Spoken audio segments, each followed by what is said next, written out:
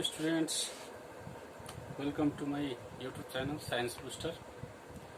हामीले यो भन्दा प्रिभियस एपिसोडमा कुरा गरेको थियौं about the uses of dimensional formula, जसमध्ये एउटा युजको हामीले कुरा गरिसकेको थियौं। एउटा युज के गरेको थियौं भन्दाखेरि to check the correctness of any formula. हामीले कुनै फर्मुलाको हामीले करेक्टनेस चेक गर्न सिकेको थियौं डाइमेन्सनली। अब हामीहरु अर्को युजेसमा जान्छौं to derive the relation between different physical quantities.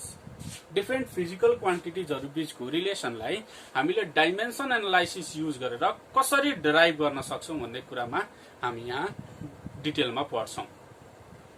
भने डिफरेन्ट फिजिकल क्वान्टिटी बीचको रिलेसन भन्नुको मतलब फिजिक्समा भएको केही फर्मुलाहरु हामीले डेराइभ गर्न सक्छौं, केही त के धेरै फर्मुलाहरु हामीले डेराइभ गर्न सक्छौं। जस्तै एउटा हामीले क्वेशन बनाएर यसलाई स्टडी गरौँ। Question derive the expression for centripetal force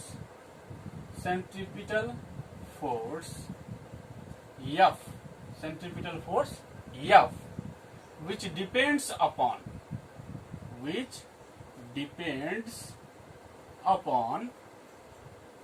mass m, radius of orbit r and velocity। भनेपछि हामीले एउटा सेन्ट्रिपिटल फोर्सको फर्मुला डेराइभ गर्नुपर्ने छ, जुन सेन्ट्रिपिटल फोर्स मासमा, रेडियसमा र भेलोसिटीमा डिपेन्डेन्ट छ भने त्यसलाई कसरी डेराइभ गर्ने हामीले डाइमेन्सनली।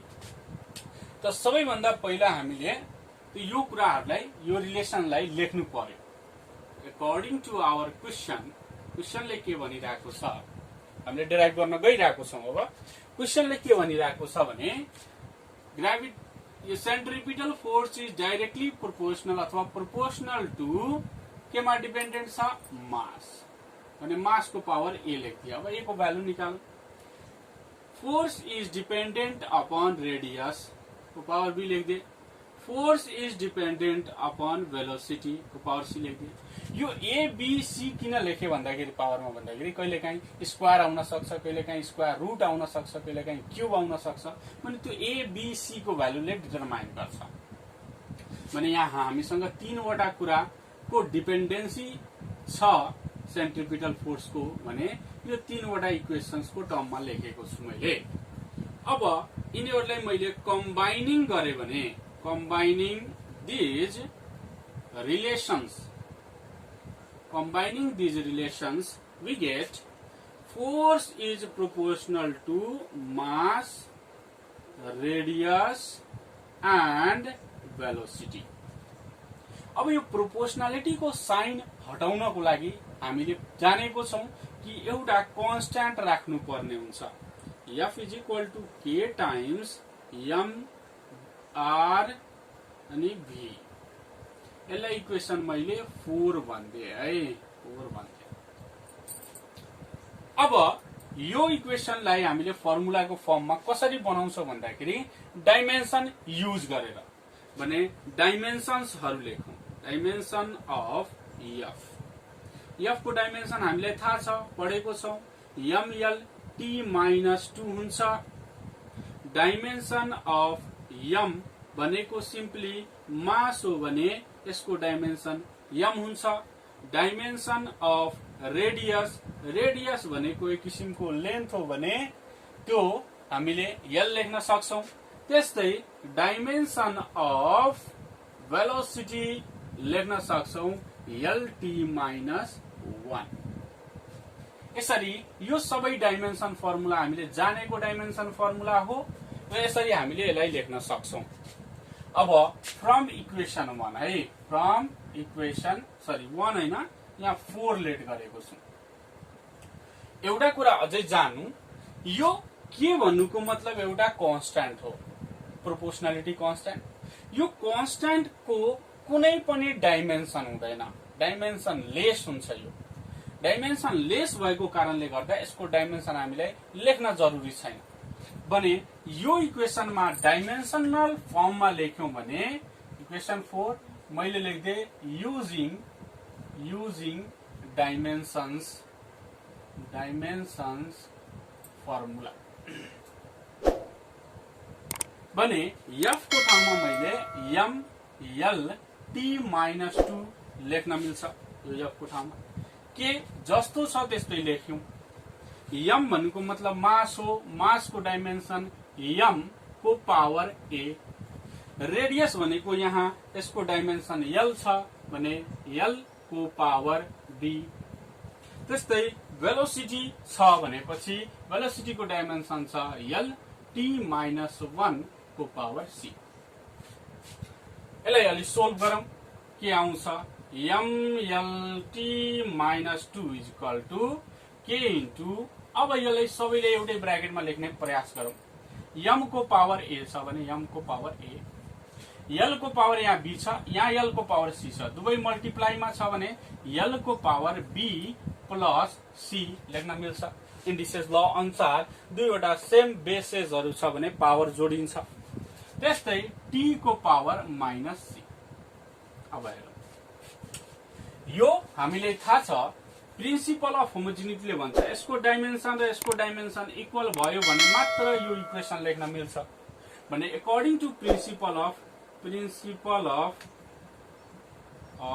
होमोजेनिटी हामीले लेख्न सक्छौं पावर m को पावर यहाँ a छ यहाँ m को पावर केही पनि छैन भनेपछि 1 छ भने a = हामीले 1 लेख्न मिल्छ त्यस्तै l छ l को पावर यहाँ b प्लस c छ यहाँ l को पावर केही पनि छैन भने 1 छ भने b प्लस c = 1 लेख्न मिल्छ त्यस्तै यहाँ c को यो t को पावर -2 छ यहाँ t को पावर -c छ भने -c = -2 भने c = 2 लेख्न मिल्छ c को भ्यालु यहाँ 2 राखेर हेरौं कति आउँछ b + 2 = 1 भने b = कति आउँछ भन्दाखेरि यो उता गयो भने -1 आइहाल्छ +2 उता गयो भने -2 -2 + 1 -1 भने हामीले राखेर हेरौं यो फर्मुलामा f = k टाइम्स m को पावर 1 छ भने m r को पावर -1 भयो b छ b को पावर 2 भयो यसलाई मैले k टाइम्स mv² र r लाई तल लेख्यो भने r र एक्सपेरिमेन्टली k को भ्यालु हामीले 1 राख्छौं भने हामीसँग फर्मुला भइहाल्छ f = mv²/r यो एउटा डाइमेन्सनलेस क्वान्टिटी हो यसको भ्यालु डाइमेन्सन एनालाइसिसले डिटरमाइन गर्दैन यो हामीले थाहा हुनु पर्यो जस्तै हामीले जानेको छौं एक्सपेरिमेन्टली k को भ्यालु 1 छ भने त्यसलाई हामीले राख्न सक्छौं यो k को भ्यालु डिफरेन्ट फर्मुलामा डिफरेन्ट पनि हुन सक्छ भने हामीले एउटा फर्मुला जान्यौं सेन्ट्रिपिटल फोर्सको यो फर्मुला आई होप बुझिसकेको छौ भने हामीले अर्को नेक्स्ट रिलेसन डेराइभ गर्नतिर जाउँ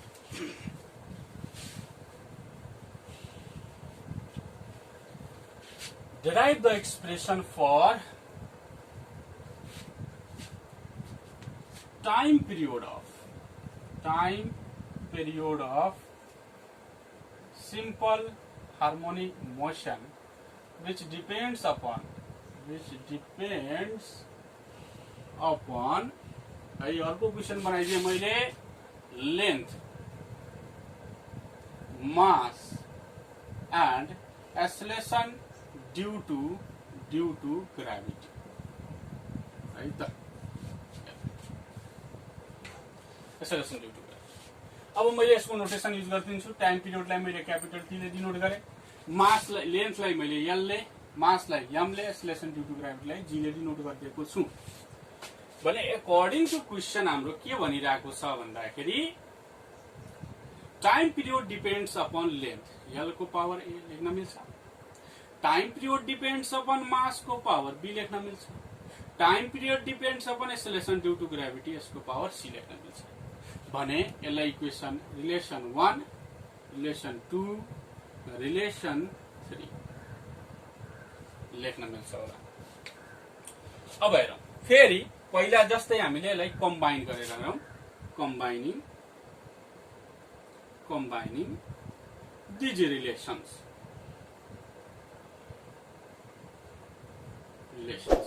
time period proportional to L को पावर A, मास को पावर B र G को पावर C लेख्न मिल्छ भने यो प्रोपोर्शनालिटी को साइन हटायो भने फेरि एउटा constant T is equal to K times L को पावर A, M को पावर B र G को पावर C।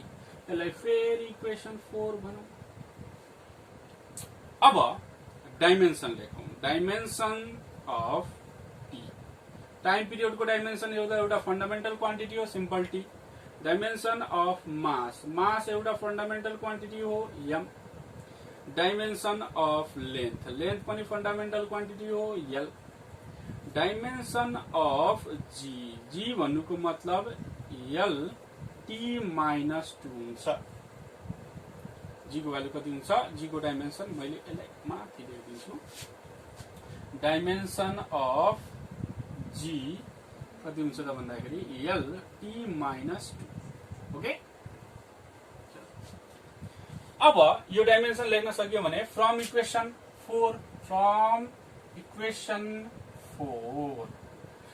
4 मा हामी हेरौं के पाउँछौं। इक्वेसन 4 मा टी भन्नुको मतलब टी नै भयो डाइमेन्सन। फेरि लेखिदिन्छु युजिङ डाइमेन्सन फर्मुला है। यो लेख्न त लेखिहाले। के भनेको डाइमेन्सन लेस क्वान्टिटी हो, यसको भ्यालु के नै राखौं अहिले। L को डाइमेन्सन हुन्छ L A, मास को डाइमेन्सन हुन्छ M B, G को डाइमेन्सन हुन्छ L T minus 2 C। Okay, एउटै बक्समा लेख्न खोजौं। T is equal to K L को पावर A, L को पावर यहाँ A, L को पावर यहाँ C, A plus C र M को पावर B र T को पावर minus 2C। ठिक छ। अब यहाँ हामीले के गर्छौं भन्दाखेरि प्रिन्सिपल अफ होमोजिनिटी अनुसार हामीले यसको पावरलाई इक्वेट गर्न खोजौं।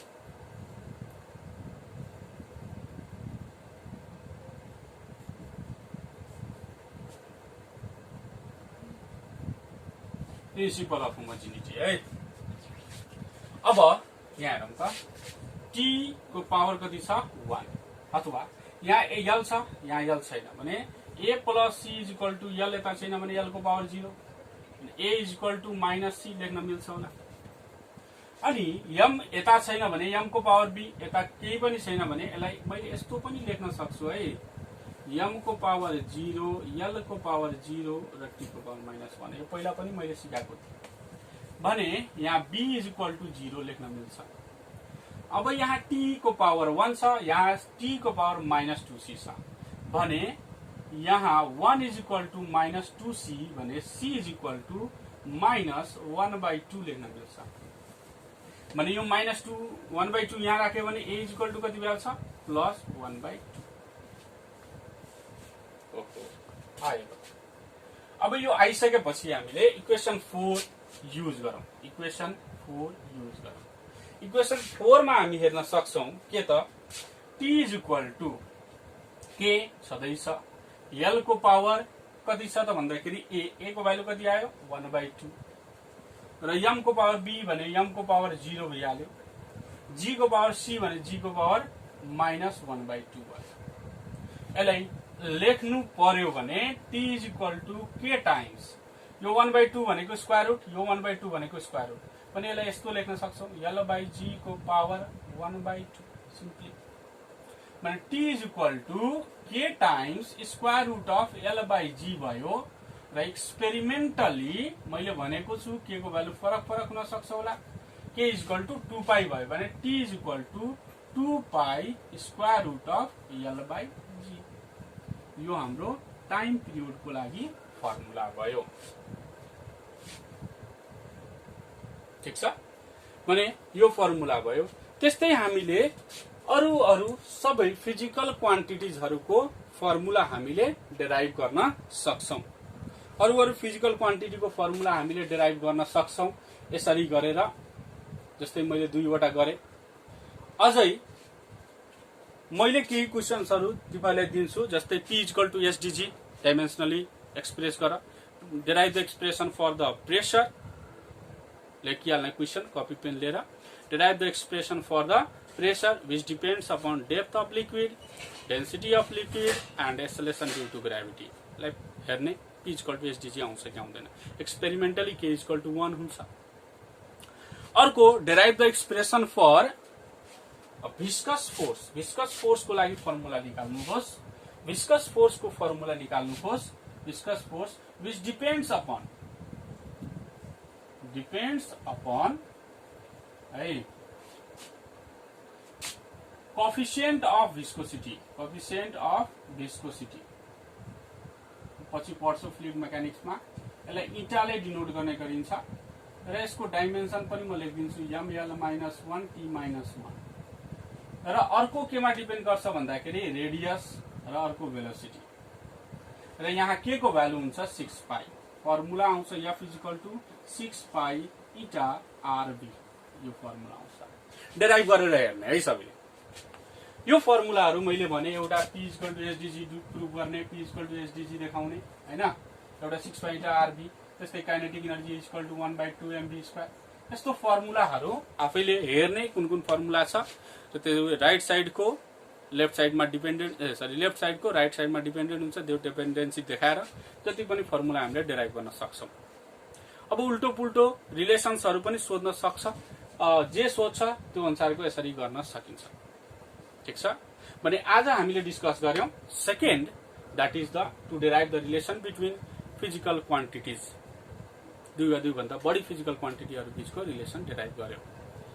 ओके, आजलाई यति राखौं है। Thank you. आई होप बुझिरहेको छौ तिमीहरुले। बुझिरहेको छौ भने लाइक गर्ने, सब्स्क्राइब गर्ने मेरो च्यानललाई र बढी भन्दा बढी शेयर गर्ने है। Thank you very much.